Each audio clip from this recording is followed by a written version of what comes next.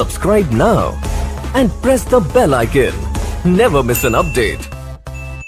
नमस्कार दोस्तों, स्वागत है आपका आपके अपने YouTube चैनल में। और मैं आज आपके लिए लेकर आया हूँ न्यू वीडियो जो कि रिलेटेड है न्यू एजुकेशन पॉलिसी से।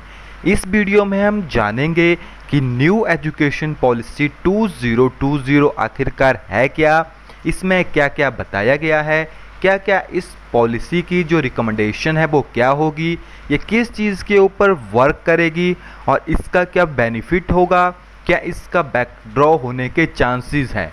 तो इसके बारे में हम सारा का सारा इस वीडियो में डिस्कस करेंगे। अगर आप हमारे चैनल के ऊपर न्यू हैं तो चैनल को ज़रूर सब्सक्राइब कीजिए, क्योंकि हम एजुकेशन से रिलेटेड हर एक नोटिफिकेशन, हर एक वीडियो आपके लिए टाइम टू टाइम लाते रहते हैं। तो आइए ज़्यादा समय ना लेते हुए इस वीडियो को शुरू करते हैं। तो आपको पता होगा जो न्यू एजुकेशन पॉलिसी है वो बनाई गई है MHRD के द्वारा, और इस पॉलिसी को बनाने का काम 2014 से ही चल पड़ा है। तकरीबन 2 लाख जो कमेंट्स थे वो आए थे, क्योंकि इस पॉलिसी को बनाने के लिए रिकमेंडेशन मांगी गई थी कि किस तरह से इस पॉलिसी में क्या क्या चेंजेस होने चाहिए। तो MHRD मिनिस्ट्री का कहना है कि तकरीबन 2 लाख जो भी उनके पास सुझाव आए थे उसके बेसिस के ऊपर इस पॉलिसी को बताया गया है। इसमें क्या क्या रिकमेंडेशन है वो हम अभी जानेंगे। तो सबसे पहले हम चलते हैं कि आखिरकार इसमें है क्या। तो थोड़ा सा इसका जो इंट्रोडक्शन है वो जान लेते हैं। तो यहाँ पे आप देख सकते हैं कि देश को मिली नई शिक्षा नीति, +2 सिस्टम ख़त्म, अब स्कूलों में 5+3+3+4 का फॉर्मेट अपनाया जाएगा। तो आप इनको क्लासेस के थ्रू रख सकते हैं कि फिफ्थ क्लास तक, उसमें आप 3rd ऐड कीजिए, 8th क्लास, उसमें आप नेक्स्ट को ऐड करेंगे। थोड़ा सा यहाँ पे गलत है, यहाँ पे 4 होगा, यहाँ पे 3 होगा ये, क्योंकि 5+3+4+3 का सिस्टम इसे आप कह सकते हैं। ओके, तो यहाँ पे आपके पास ये प्राइमरी एजुकेशन के लिए आ गया, या आपके पास 8 तक आ जाएगा, नेक्स्ट आपके पास 12 तक आ जाएगा, एंड फिर आपके पास ग्रेजुएशन होगी, प्लस इसमें अगर आप 1 करोगे तो आपकी बीएड भी इसमें कंप्लीट हो जाएगी। तो ये आप देख सकते हैं कि पहले बीएड को 1 साल की किया गया, फिर 2 साल की, अब दोबारा से उसे 1 साल की कर दिया जाएगा। नेक्स्ट हमारे पास नई दिल्ली केंद्र की मोदी सरकार ने 34 साल पुरानी मौजूदा शिक्षा नीति के जगह बुधवार को नई शिक्षा नीति को मंजूरी दे दी है। इसके साथ ही मानव संसाधन विकास मंत्रालय का नाम बदलकर शिक्षा मंत्रालय कर दिया गया है। ये भी एक बहुत ही बड़ी बात है कि जो भी आपके पास मानव संसाधन विकास मंत्रालय है, इसका नाम जो है बदलकर आपके पास शिक्षा मंत्रालय कर दिया गया है। नई शिक्षा नीति 10+2 के फॉर्मेट को पूरी तरह से ख़त्म कर देगी। अब इसमें आपके पास जो +2 है उसको डिफरेंट फॉर्मेट में जो है चेंज किया जाएगा। एंड इसका मतलब है कि अब स्कूलों के पहले 5 साल में प्री प्राइमरी, 3 साल और कक्षा पहली और कक्षा दूसरी सहित फाउंडेशन स्टेज शामिल होगी।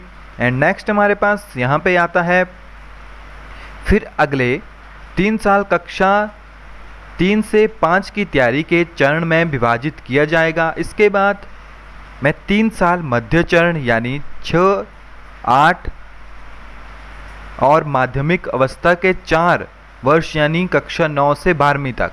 तो ये जो मैंने अभी आपको ऊपर बताया था 5+3+4+3+1 इसे आप कह सकते हैं। तो ये जो है आपके पास यहाँ पे इसकी चेंजेस आई है। इसके अलावा स्कूलों में कला, वाणिज्य, गणित स्ट्रीम का कोई कठोर पालन नहीं होगा। छात्रों को अब जो भी पाठ्यक्रम चाहिए या चाहे वे ले सकते हैं। नई शिक्षा नीति के तहत सभी स्कूलों में कक्षा 5वीं तक के बच्चों को दिए जाने वाले दिशा निर्देश मातृभाषा या स्थानीय भाषा में दिए जाएंगे। इसके अलावा सभी स्तरों पर संस्कृत और सेकेंडरी स्कूल लेवल पर विदेशी भाषा भी प्रस्तावित की जाएगी। हालांकि कोई भी भाषा किसी बच्चे पर थोपी नहीं जाएगी। नई शिक्षा नीति के तहत जो बच्चे शोध के क्षेत्र में जाना चाहते हैं उनके लिए भी 4 साल का डिग्री प्रोग्राम होगा। वहीं जो लोग नौकरी में जाना चाहते हैं उनके लिए 3 साल का डिग्री प्रोग्राम होगा। रिसर्च में जाने वाले इच्छुक व्यक्तियों के लिए एमफिल करने की बाध्यता नहीं होगी। तो ये कुछ बेसिक सा क्राइटेरिया है। अब चलते हैं इसके जो भी इसमें पॉलिसी है इसको एकदम सीरीज वाइज पढ़ते हैं। तो सबसे पहले आएगा हमारे पास SSR बनेगी, जिसके चीफ शिक्षा विभाग से जुड़े होंगे। स्टेट स्कूल रेगुलेटरी अथॉरिटी जो है फॉर्म होगी। नेक्स्ट आता है 4 ईयर इंटीग्रेटेड बीएड, यानी जो आपकी ग्रेजुएशन में होगी। 2 ईयर बीएड और 1 ईयर बीएड कोर्स चलेंगे। आपके पास 2 ईयर बीएड का कोर्स भी चलेगा और 1 ईयर बीएड का कोर्स भी चलेगा। अब ये किस तरह से चलेगा इसके बारे में जो भी रिकमेंडेशन अभी आनी है, जब ये अप्लाई होगा उसी टाइम आपको पूरी डिटेल पता चलेगी। नेक्स्ट हमारे पास आता है ECCE, यानी early childhood care and education के अंतर्गत प्री प्राइमरी शिक्षा आंगनवाड़ी और स्कूलों के माध्यम से होगी। टैट लागू होगा अप टू सेकेंडरी लेवल। ये भी काफ़ी बड़ी न्यूज़ है कि जो टैट है वो सेकेंडरी लेवल तक लागू होगा। शिक्षा को गैर शैक्षणिक कार्यों से हटाया जाएगा और सिर्फ चुनावी ड्यूटी लगेगी। BLO ड्यूटी से शिक्षक हटेंगे, MDM से भी शिक्षक हटेंगे, यानी जो टीचर्स हैं उन्हें ड्यूटीज़ दी जाती है डिफरेंट उन्हें उनसे हटाया जाएगा। 6th रिकमेंडेशन यहाँ पे इन्होंने बताई है कि स्कूलों में SMC SDMC के साथ SCMC यानी स्कूल कॉम्प्लेक्स मैनेजमेंट कमेटी भी बनाई जाएगी। शिक्षक नियुक्तों में डेमो, स्किल टेस्ट और इंटरव्यू शामिल होगा। जो शिक्षक यानी टीचर्स रखे जाएंगे उनमें दोबारा से डेमो, स्किल टेस्ट और इंटरव्यू भी शामिल होगा। नई ट्रांसफ़र पॉलिसी आएगी जिसमें ट्रांसफ़र लगभग बंद हो जाएगी। ट्रांसफ़र सिर्फ पदोन्नति पर ही की जाएगी, यानी टीचर्स की जो ट्रांसफ़र है आई थिंक वो भी बंद कर दी जाएगी। अब इसके बारे में हम ज़्यादा नहीं कह सकते क्योंकि अभी कंफर्म नहीं है कि हमारे पास जो भी न्यूज़ हमें आई है उसके बेसिस के ऊपर हम आपको इसके बारे में बता रहे हैं। ग्रामीण इलाकों में स्टाफ क्वार्टर बनाए जाएंगे केंद्रीय विद्यालयों की तर्ज पर, यानी जो सेंटर स्कूल्स हैं उनकी तर्ज पर स्टाफ क्वार्टर भी बनाए जाएंगे गांव में।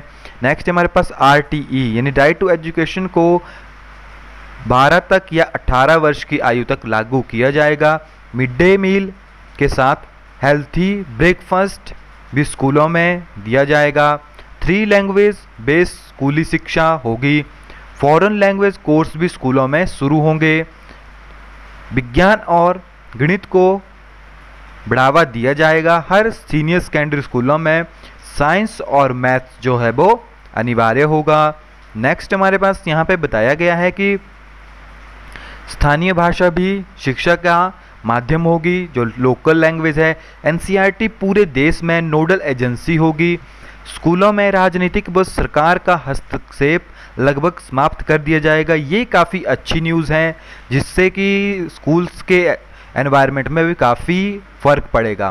क्रेडिट बेस्ड सिस्टम होगा जिसमें कॉलेज बदलना आसान और सरल होगा। बीच में कोई भी कॉलेज बदला जा सकता है क्योंकि आपको पता है सेमेस्टर में यानी 6 मंथ में आपका सेमेस्टर कवर हो जाएगा। आप उसके बाद अपना स्कूल्स भी बदल सकते हैं और काफ़ी इजी मेथड होगा ये, तो इसलिए कि अब क्रेडिट बेस्ड सिस्टम होगा 9th से लेकर 12 तक, यानी सेमेस्टर सिस्टम।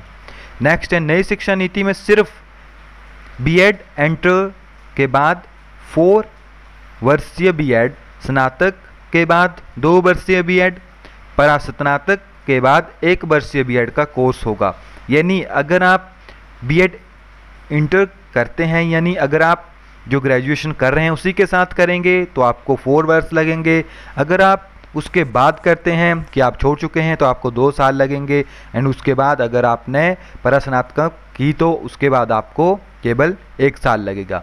तो ये इसमें कुछ इम्पॉर्टेंट दिए गए हैं। तो बाकी तो ये आपके पास दोबारा से वही आ गया। तो आई होप कि आपको ये जो पॉलिसी है काफ़ी हेल्प कर सकती है।